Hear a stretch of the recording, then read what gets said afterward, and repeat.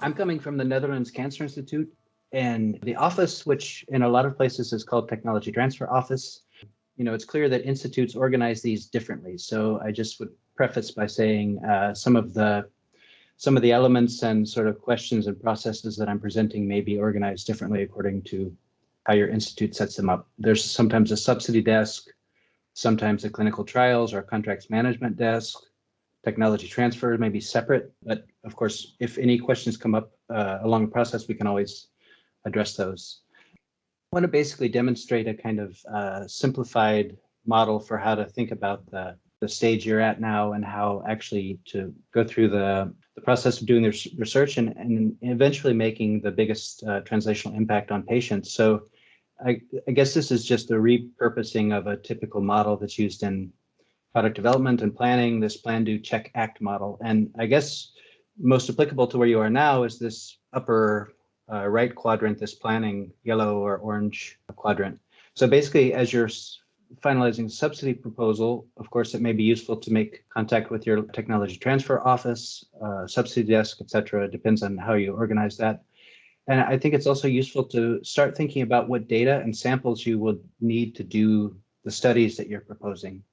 And then, of course, think about what would be the likely product coming out of this. There may be biomarkers discovered. There may be assays or kits that come out of this. There may be methodology. How would the translational model for this look? Just to give it a little bit of thought. If we go down to the next quadrant, basically the do after the subsidy has been awarded. Of course, there are a lot of contracts that need to be closed. Everything needs to be legally agreed to be able to use the data and the materials, et cetera. And I wouldn't underestimate the complexity of those things, especially with things like GDPR in mind and patient privacy data considerations. So maybe it's also, good to sort of think about who in your institute you need to make contact with and how you need to start preparing those things the moment that your hopefully subsidy gets awarded.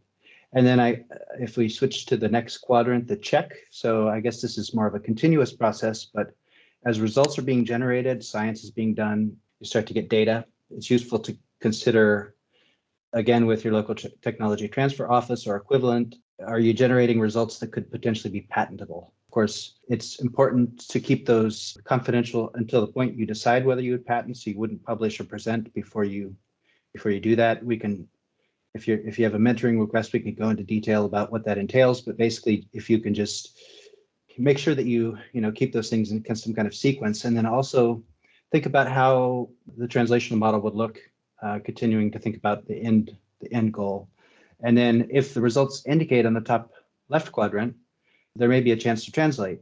And this brings us to some points that I would show on the last slide, different models to go to the market, so to speak. Oops. Okay, some agreements that you may run into or require for an eventually funded project. And these go from, I guess, from nearest term to furthest term. So there will need to be a consortium agreement to cover the project. I'm not entirely sure how it's constructed across transnational calls. So there may be also separate agreements for funding arrangements, et cetera. But also, I think points 2 and 3 are especially important because the main tools of what we're working with in the biomarker field are patient materials and data. I mean, those are really the crux of everything we do. So it's important to have all those things arranged in advance. There may need to be additional agreements for example, sequencing, if there's a centralized sequencing facility.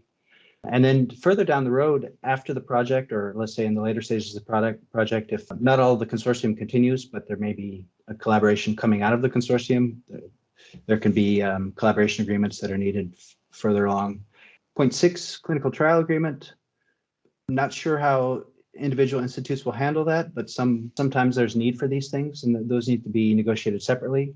And then eventually, if you get to the point where you actually do have a translational component, you may have the opportunity to license or to permit companies, especially companies, to make use of the results and the IP, if there's IP filed. So this is not exhaustive, of course, but this is just a general sort of consideration of what may need to be done. This is not intended to be confusing, but basically to make the link. But since May 25th, 2018, we have this GDPR, which has been put in place. It has created, let's say, more complexity with how data is to be used.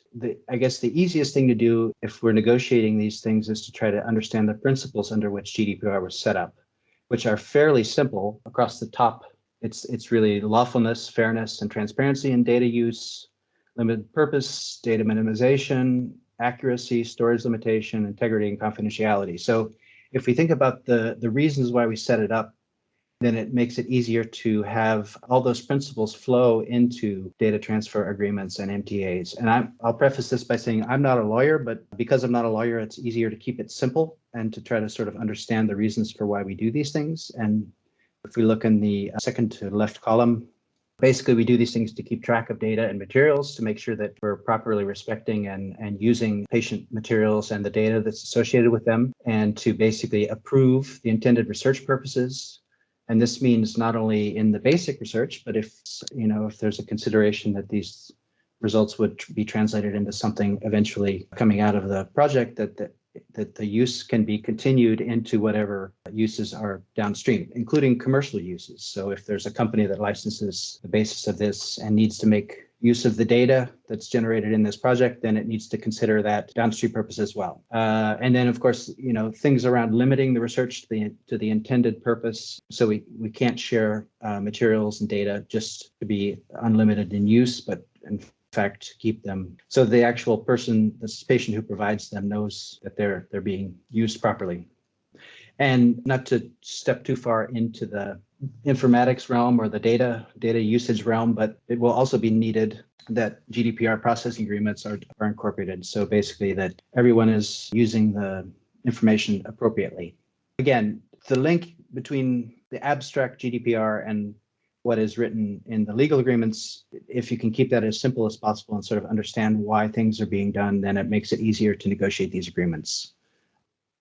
Main purpose of technology transfer is to figure out how these inventions and discoveries and innovation can make it to the market. And sometimes we're in an opportunity to actually patent results that are coming out of these projects. So why do we patent? It's difficult to actually see so far in advance how academic research can lead into something where there's, for example, a commercial intent. But one thing that patents do is that they actually protect innovation such that it makes it worthy of investment. So it's difficult to get a biomarker to a approved status, and it takes a lot of time and money. And what sort of enhances the chance of protection on methodology and the ability to use that biomarker for something with utility. So there's all kinds of reasons for why we patent. And so this is just a general overview of what we're working on here. Biomarkers have become increasingly complex. So with patenting, it's necessary for there to be novelty, usefulness, and non-obviousness to an invention. And what has made patenting biomarkers even more complex is some of these things are deemed to be non-patentable because they're laws of nature or a naturally occurring phenomenon. This is something where a case-by-case decision would need to be made on patenting. It's often feasible to patent, for example, on the left-hand side in the middle, you see composition of matter. So a construction of a kit or an assay device or assay methodology. Those are often more feasible to patent than the actual underlying biomarkers themselves. But these, of course, can be evaluated as a project unfolds and the translation route is determined. One last point about how do these things get to market? Well, there's multiple ways. The most dramatic is in the form of a spinoff. If something looks very promising, money is gathered, a company is founded, and then the technology roadmap goes through that company. So as a separate standing entity. More common is something like a licensing arrangement whereby a promising technology is licensed to a company that may specialize in that field, and they would develop and give some money back to the institute on the basis of that technology being commercialized. It's rather less common, but if there's a patent, a patent is basically just a piece of property in something, so it can be sold and traded like any other property. So it can be sold off if that's desirable. But it may also be the case, just to be clear, that some of the developments that happen in the rare disease field can also equally be published and shared if there's not per se a commercial drive to make them into a product. And so, I think the balance there is what's of benefit to patients, what's the commercial potential, and what are the aims of the project. But I guess that will come up on on a case by case as the projects unfold. So